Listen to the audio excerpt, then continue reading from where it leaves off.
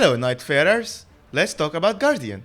Guardian is your tank support character. He's got the most health in the game and he's pretty good at keeping both himself and his team alive. But if you pick him up after having just played vanilla Elden Ring without knowing much about Nightreign, it's very easy to reach the conclusion that he is just bad.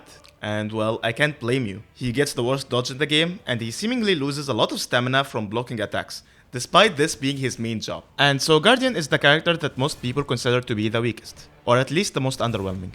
And today I'll try my best to answer the questions. Is Guardian as bad as people say? What are the best ways to play him? And what build do I personally use with him? Before we talk about Guardian's abilities, I'll just tell you my thoughts on him right away. I think Guardian is pretty damn good, but he needs a few relics to get there. I think he's more improved by the use of relics than some of the other characters are. And because of this, I can't really talk about his abilities without also talking about some of the relics that you can use to make them more effective. And so to start, we have Guardian's passive, Steelguard. And well, let's be honest, it's not a passive ability, it's an active ability. You have to dodge in any direction while blocking to basically plant your feet and strengthen your guard with your shield. In this mode, you're slower, you can't run, and your stamina is slowly being drained, as opposed to regular block, where your stamina is actually slowly regenerated. But in exchange for all of this, you lose much less stamina when you get hit, and you take even less chip damage from elemental attacks. And you can also still dodge or attack while blocking in this mode. Now this passive should be your bread and butter, because in my opinion you should never use regular blocks over Steelguard. Because even if I made it sound like it has a lot of drawbacks, they still all mean nothing compared to the much higher amount of stamina that you lose by blocking attacks normally. Because I've seen people say that Guardian is not very good at tanking, and this might look true if you're using regular blocks, but that's why you never use them in the first place. Another sentiment that I hear is, why would you want to block at all in such a fast-paced game to begin with? In this game you want to kill everything as quick as possible, so blocking anything at all may seem slow and counterproductive. And I think this is the worst way that you can view Guardian. Because to start, you're not alone in this game. You have teammates and they will usually have more DPS potential than you. So what you should be doing is to get them to reach that potential by distracting enemies and bosses and eating up all their hits. This can let your Recluse charge up her slower spells, or let your Duchess finish her Fall Dagger combo, and trigger a reprisal if she has that relic effect. I'm using these examples because I do think that the best pairings for Guardian is characters with super high DPS like these two. In that sense, you're not slowing the game down by playing defensively. You're letting your teammates finish the job faster. This doesn't mean that Guardian is bad at offense, because more than any other character, he can attack enemies and bosses while they're attacking him, by attacking while blocking these attacks. Now in base game Elden Ring, this was terrible if you weren't building around it, because you just get guard broken all the time. And here it's also terrible if you're using it with a regular block without any perks or weapon arts that help with it. But with Steelguard, it's viable right out of the box. When a boss combo ends, you should follow up with a guard counter by pressing the heavy attack. And if you're using a halberd, then you can charge your guard counter by holding that heavy attack to deal more damage, stance damage, and even close in the distance. And this is the main thing that sets halberds apart from other weapons that you can use to attack while blocking, like spears or great spears. Now for what relic effects that are good for this passive, we have 3 ones that I want to talk about because they're all very good. First, there's a character specific relic that makes it so that if you block an attack with this passive, it causes a small explosion that can damage your enemies. This explosion deals physical damage, and although it is boosted by any damage buffs, it's not boosted by using better shields or leveling up. Still, this is amazingly powerful in the early game and is a respectable bonus to your damage output for the rest of the run. It helps that it will be activating a lot, because you should be blocking a lot of attacks and you should be using your passive ability to do that. One of the best uses for this is to use it to help revive your teammates, because you can block a boss's attack near a down teammate and this will help revive them without putting you in any real danger. Next, we have a relic effect that draws enemy attention to you when you are guarding, and to me this is just a must have, because it just makes you do your job better. And finally, we have a relic effect that recharges your ultimate gauge when you block attacks. This is absolutely busted, because it basically means that you can use your ultimate twice as often, because when playing as Guardian you're blocking nearly as much or even more than you are attacking. Next we have the Guardian's skill, Whirlwind. What this does is that it's an AoE attack that knocks enemies down and pushes them a bit to the center of the whirlwind, which does leave them open for you to attack them. You can charge this attack to increase its radius, and if you're facing multiple enemies, it can be worth it to do that. However, if you're facing one enemy or a small amount of enemies grouped together, then it's not worth it because charging it doesn't increase its damage. Now, this skill is probably the weakest part of his kit, but it's not bad. Now, it is true that it's not very effective against most bosses, but like I said in my previous video, bosses are not the whole game. You'll face a lot of smaller enemies in your run, especially in the beginning, and this can trivialize these encounters and get you started faster. Now there is one relic effect that extends the duration of this ability, but it's not exactly what you think it is by just reading its description, because it makes this skill function very differently. Instead of knocking enemies down, the whirlwind staggers them and pushes them around constantly. leaving them open for more damage by you. They're completely helpless during its entire duration, so feel free to use your heavy attacks. Now instead of this dealing one instance of damage, it deals smaller amounts of damage over time. Now if all that damage hits your enemy, you deal around 15% more damage overall than you would have without the relic. However, if you charge the skill with the relic and all the damage is dealt to your enemy, you deal double the amount of damage. Now this doesn't just work on smaller enemies, it also works on many medium-sized enemies, like knights, banished knights, and even the lane Del knights that accompany the tree sentinels. One situation where this really shines is against all the jellyfish-like enemies in the ogre boss fight, because you can just kill them all with one use of this skill, which will deal massive amounts of damage to him. Another use for this skill is to prevent the revive bars for your teammates from regenerating, because of all the damage that you deal over time. Now, if you're a long-time viewer of this channel, I know exactly what you're thinking. Does this work with Malenia's Great Rune?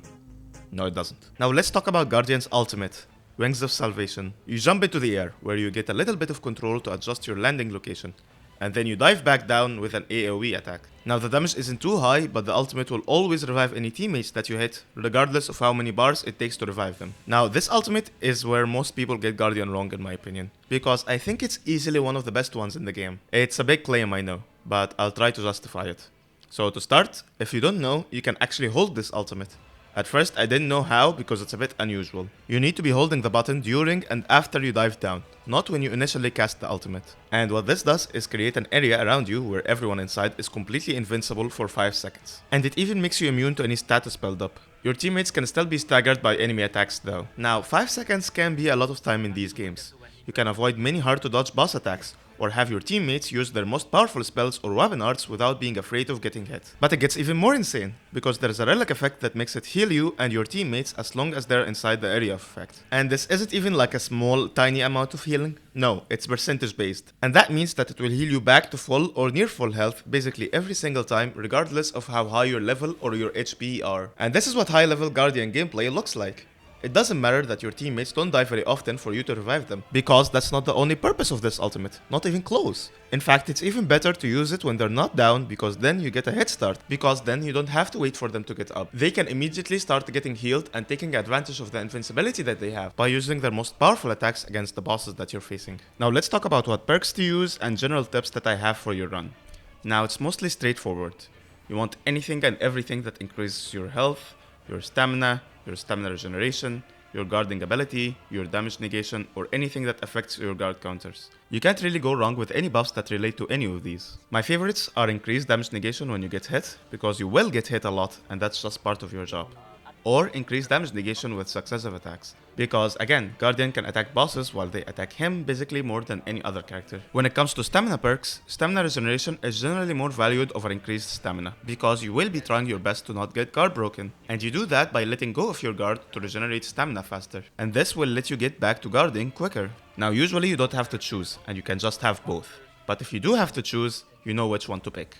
For talismans, you want things like the Great Shield Talisman to reduce stamina loss when you block an attack, the Green Turtle Talisman for more stamina regeneration, or the Viridian Amber Medallion for more stamina. Now there is one buff that summons skeletons to attack your enemy when you guard counter, and this is especially valuable because 1, it's extra damage, and 2, because it activates even if you don't land the guard counter. You also want your teammates to find any perks that will make enemies less likely to target them, as this will just let you do your job better. Now any perk or weapon art that can activate Holy Ground can be especially useful, because it will create a small area where if you stand inside it, you get health regen and increased defense. There are many instances where you don't have to move a lot when you're playing as Guardian, and this can be very useful in these situations. Warming stones can serve a similar function. They're very common, they heal you more, and they can even stack with Holy Ground. Also, any perk that activates when walking will work with your passive ability, so keep an eye out for those because you'll be activating them constantly. Next, if you have an Iron Eye on your team or any item discovery perks, you should kill all the jellyfish that you find, because they can drop a jellyfish shield. Jellyfish shields are purple rarity by default, so they're much better than what you start with. They also have a weapon art that increases your damage significantly, so keep an eye out for those. And finally, you want any bonuses relating to critical damage, because if you're doing your job right, then you're always being targeted by the bosses, and when they get stance broken, you should be the person closest to them, and so the one to get a repost. There are perks that increase your damage by a lot for some time if you do a repost, and those are very useful, There are also perks that give you more repose damage, and there are perks that give you other bonuses like regenerating your health or FP. There is also the dagger talisman, which will increase your repose damage, so keep an eye out for all of these. Now let's talk about the build that I personally use with Guardian. One relic that I'm using is one that you get from finishing Guardian's Remembrance. There's a choice at the end of that quest that I won't spoil, but you should know that you get this relic regardless of your choice. And this is basically the best relic that you can have on Guardian. It has the effect that heals you and your teammates if you hold the ultimate, and it also has the effect that triggers small explosions when you block enemy attacks with Steelguard. Now, we already talked about why these are so amazing, so if you skip to this section, that's on you. This relic also has a plus 3 in vigor, which adds a flat 60 HP to you. Now, this is not much at all in the end game, but it is significant enough in the early game. It's basically this much if you're wondering. And you're basically getting it for free anyway, so don't complain. Next, I have a relic that charges my ultimate gauge when I block enemy attacks. Like I said, this makes it so that I can use my ultimate twice as often, so it's unsurprising that I chose it. And finally, I have a relic that draws enemy attention to me when I'm guarding, and this makes my team's life much easier. You might notice that the effect that extends the duration of our skill did not make it here, and although I really like that one, I'm just not willing to sacrifice any of these bonuses just to use it. So the default one will just have to do. That was my guide for Guardian. I made one for Duchess and one for Iron Eye, so you might want to check out these next. If you like this video, please like, share, subscribe, join my Discord, and well, look, there's a reason that I don't do stupid things like name these the definitive guide for X or Y character. We are very early in the game's life cycle, and it's almost certainly true that I missed a few things. Feel free to comment anything that you know that I missed, and I will probably pin that comment. I will probably make more videos about the other characters too, so feel free to stick around.